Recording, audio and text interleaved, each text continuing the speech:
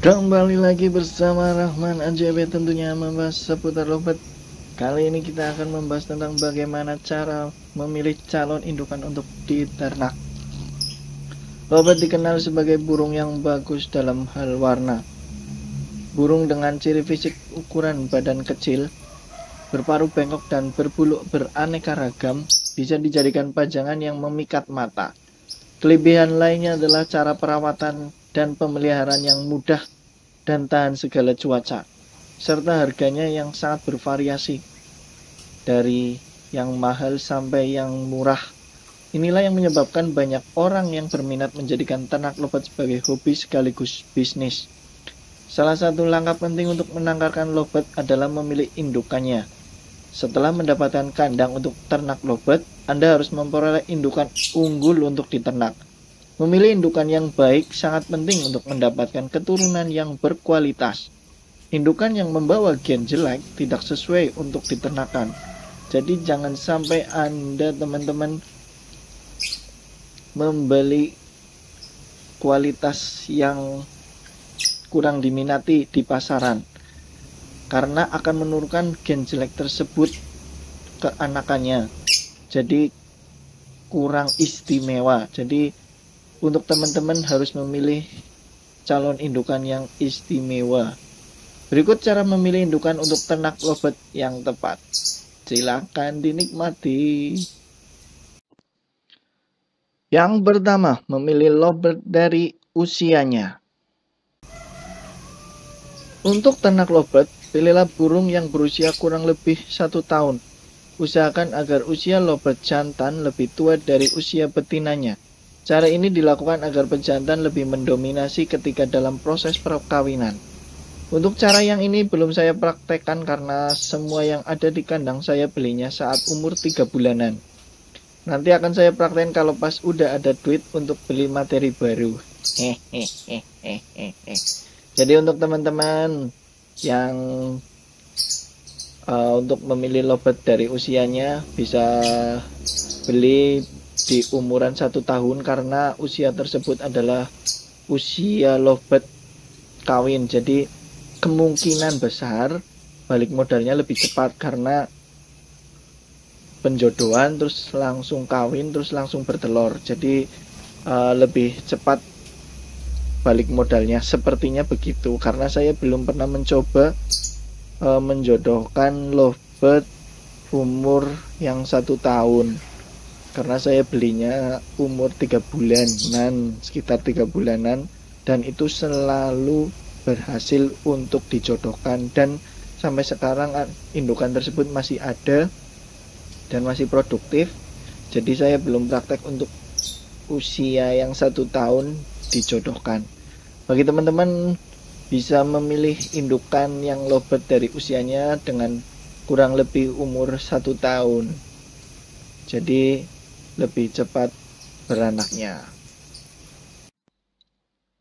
Kedua, memilih lovebird yang sehat. Kriteria lovebird yang akan dijadikan indukan harus sehat. Perhatikan beberapa bagian tubuh burung, terutama matanya. Lovebird yang benar-benar sehat tidak mempunyai gangguan pada mata, semisal snot atau penyakit lovebird yang lain.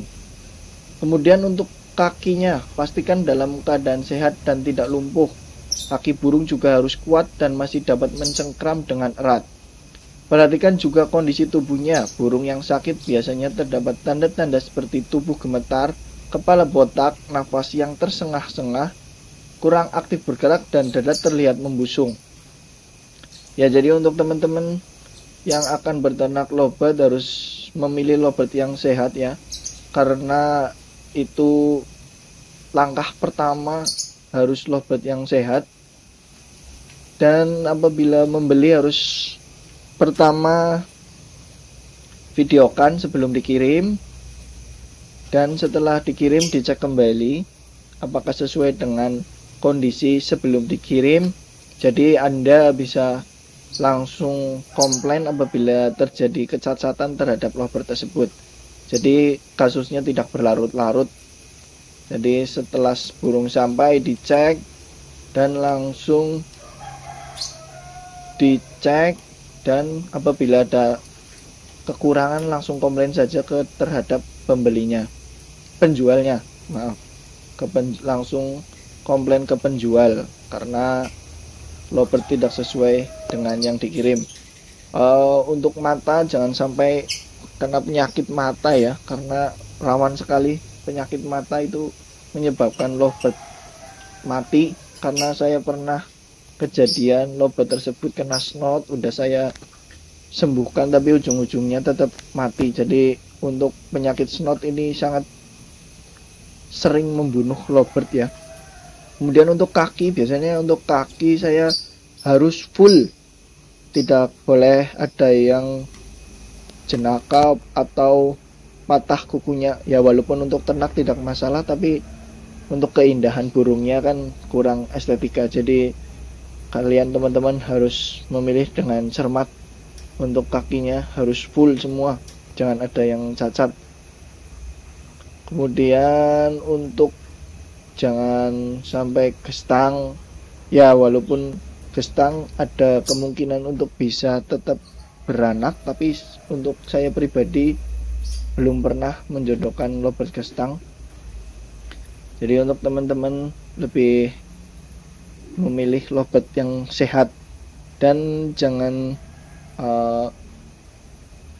pas saat lovebird yang gundul, karena bulunya sudah tidak ada, kurang estetik untuk dilihat. Ketiga, memilih lovebird yang gesit. Burung yang sehat memiliki refleks yang baik dan gesit ketika bergerak. Jika Anda mencari indukan lovebird yang bagus, perhatikan juga gerakan burung yang lincah. Karena pertama itu harus sehat, dan kedua itu harus lincah. Keempat, memilih jenis lovebird yang terbaik. Jenis lovebird yang ada di Indonesia sangat bervariasi. Pemilihan jenis lovebird untuk indukan tergantung pada selera Anda dan juga uang kantong yang ada di Anda miliki. Tapi jika ingin menghasilkan banyak keuntungan nantinya, pilih jenis lovebird yang paling mahal karena masih belum banyak yang punya, tapi yang sesuai dengan kemampuan teman-teman saja. Karena fenomena yang ada, banyak sekali teman-teman yang pas beli mahal, pas sudah beranak harganya anjlok. Juga harus bisa membaca selanjutnya lovebird apa yang akan ramai. Untuk di tempat saya, materi termahal hanya di Palefalo dengan Palefalo. Padahal masih banyak jenis yang belum dimiliki seperti Aqua, Yellowface, Pale, dan Dunvalo, dan masih banyak lagi jenis mutasi lovebird. Jadi perjalanan kandang saya masih jauh dan masih kurang lengkap materinya. Untuk yang kelima, yang tidak kalah penting, harus mendapatkan sepasang lovebird, yaitu jantan dan betina. Membedakan lovebird jantan dan betina cukup sulit bagi seorang pemula. Ya, walaupun yang sudah-sudah juga masih kurang bisa membedakan. Saya sendiri pun belum bisa membedakan lovebird jantan dan betina. Ini dikarenakan lovebird adalah burung dengan sifat non-sexually dimorphic atau bentuk fisik tidak menunjukkan jenis kelamin. Anda bisa bertanya kepada penjual lovebird tersebut mengenai jenis kelamin lovebird jantan dan betina. Jika Anda tidak yakin, dapat dicoba dengan cek DNA saja atau minta jaminan ke penjualnya. Kalau enggak, cari saja yang duda atau randa, karena sudah bisa menghasilkan indukan, tapi tetap harus hati-hati, harus ada akad jaminannya duda atau randa, karena kita tidak tahu yang diternak itu apa sebelumnya. Jadi hati-hati untuk teman-teman mendapatkan pasangan lovebird jantan dan betina. Dan untuk cek DNA juga hanya 99%, jadi masih ada 1% kesalahan cek DNA. Jadi semuanya masih bisa ada kemungkinan untuk salah. Tapi untuk saya pribadi paling enak ya dengan cek DNA, karena lebih jelas dan tepat sasaran. Untuk selama ini saya menggunakan cek DNA, belum pernah meleset dari hasil stek DNA tersebut. Yang keenam, untuk teman-teman yang suka lomba atau ekekan, yaitu memilih burung yang gemar berkicau. Jika indukannya gemar berkicau, kemungkinan besar anakannya juga demikian, pandai berkicau atau ngekek panjang. Juga salah satu daya tarik burung untuk dipelihara sebagai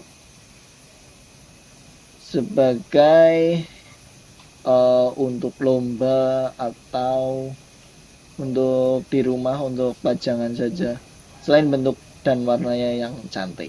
Untuk kasus ini di kandang sada sudah pernah ada laporan dari pembeli bahwa anakan yang dihasilkan pernah masuk nominasi juara 1, walaupun hanya di lokal saja di sini. Jadi bagi teman-teman yang gemar ikut lomba, bisa diikuti ternak yang bisa ngekek panjang. Untuk cerita singkat saja, pembeli ini awalnya cuma beli 1 ekor biola Ewing Gold. Setelah sudah juara, pembeli ini membeli materi lagi 2 ekor biola Ewing Gold, adiknya dari yang pertama yang dibeli. Walaupun masih cindil sudah dipesan, karena dia takut bisa kejual orang lain, dan saatnya sudah beli 2 ekor dan masih usia balibu untuk lombanya. Anakan tersebut masuk juara 1 dan 2. Jadi untuk teman-teman yang ternak untuk ekekan atau lomba, masih ada pasar yang membutuhkan. Jadi jangan ragu untuk ternak warna sekaligus ekekan, karena pasarnya masih ada. Kemudian ini sudah di ujung pembahasan kali ini. Untuk memilih indukan untuk diternak lobet, bisa menggunakan cara-cara tersebut, khususnya untuk Anda yang baru memelihara lobet. Hal yang perlu diingat adalah indukan lobet berkualitas sangat menentukan kualitas anakan yang dihasilkan. Jadi teman-teman harus tetap memilih dan memilah lobet yang istimewa. Terima kasih, semoga bermanfaat. Jangan lupa subscribe dan jangan lupa tetap semangat ternak lobetnya. Salam lover.